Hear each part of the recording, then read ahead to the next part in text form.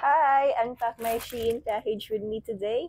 Yes, so supposed to be the Shein package will be my clothes for the coming holidays for Christmas and New Year. But sadly, kahapon ko lang siya na-receive. And sa mga nagtatanong, I have ordered this first week pa lang ng December and supposed to be marireceive ko siya ng between December 20 to 23. Pero mali yung nailagay na address ni seller and medyo mabagal yung ating courier. Kaya yun, kahapon ko lang siya na-receive. So, tara, unpack natin siya.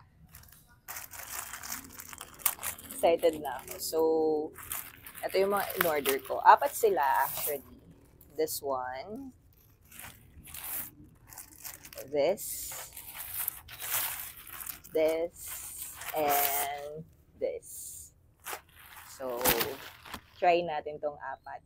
And para makita niyo din if it fits me. Di bale, di pa naman tapos ang Chinese New Year, di ba? Pwede ko pa itong isuot. So, ito yung una dun sa aking in-order. Supposed to be, isusot ko siya noong Christmas anticipated mass sana, nung gabi ng December 24. Pero, hindi siya dumating. Anyways, maganda naman siya. So, kung malaki yung braso nyo, like me, carry kasi meron siya dito. Hindi siya totally sleeveless, para hindi siya mamukhang totally sleeveless. Meron siya nakalagay dyan na patigas. Nakikita nyo naman sa video, di ba? And then, yung collar niya is V na overlapping.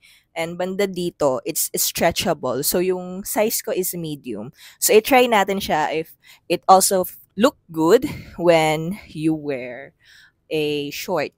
Try natin. So, ayan, nag-shorts tayo. O, di ba? Caribou, ang ganda niya. Sayang talaga hindi siya umabot.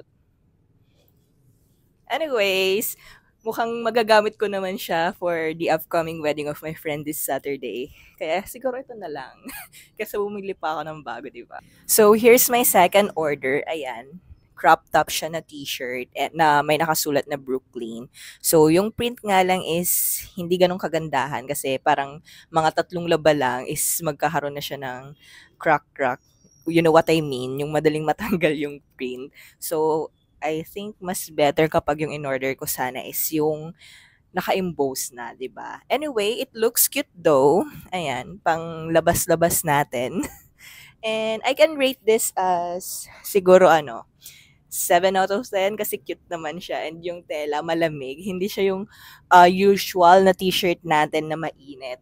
'Di ba? Yung blue corner, yung Yalex mainit yun. But this one is a good one. Hindi siya ganun kainitan. And for the smell, medyo may smell siya kasi dahil siguro dun sa plastic ng Shein. Pero overall, cute naman siya. So here's the third one. The color is light green. Pang New Year ko sana kasi 'di ba? Emerald green yung ating one of the lucky color for the year. Pero anyways, pwede naman na tong touch ng green nito. And hindi naman siya masasayang kasi hindi pa tapos ang Chinese New Year which will be on February 10. So, February 9, ito yung susunod ko. Anyways, ayan. Maganda siya. Yung feet, okay na okay. Tama na tama. Medium po ako. And hindi siya nakakalaki ng braso. Hindi siya nadodoble yung size. Kasi di ba may mga ganitong clothing na meron siyang tawag dito, meron siyang sleeve. Pero kapag sinuot mo na, kitang-kita yung malaki mong muscle. So dito, yung details niya, meron siyang parang garter dito para if you want it to look sexier, syempre pwede mo siyang itaas na ganyan. And yan, medyo turtleneck siya. Kaya lang, hindi naman siya ganun kainitan. Okay lang yung tela niya. Maganda sa katawan. And, diba? Ang cute. Ang cute lang. And halata yung shape. Halata yung shape. And ito naman yung pinaka-last na laman ng ating package. So, yan. Pang, ano ko sana ito, pang New Year's Eve. Kasi sa Feng Shui, red is their luckiest color and at the same time, their color for celebration. So, if it's your birthday, it's New Year, you wear red because you're welcoming positive energy. So, as for the pajama set kasi ito.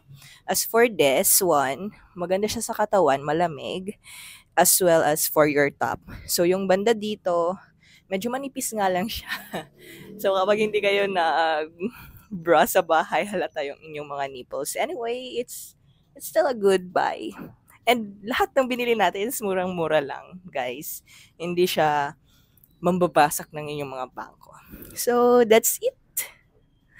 So, if you wanted to buy the same clothes that I have shown you, then here's the screenshots of the product as well as the price. You can search it on Shein. So, happy shopping, everyone. Bye!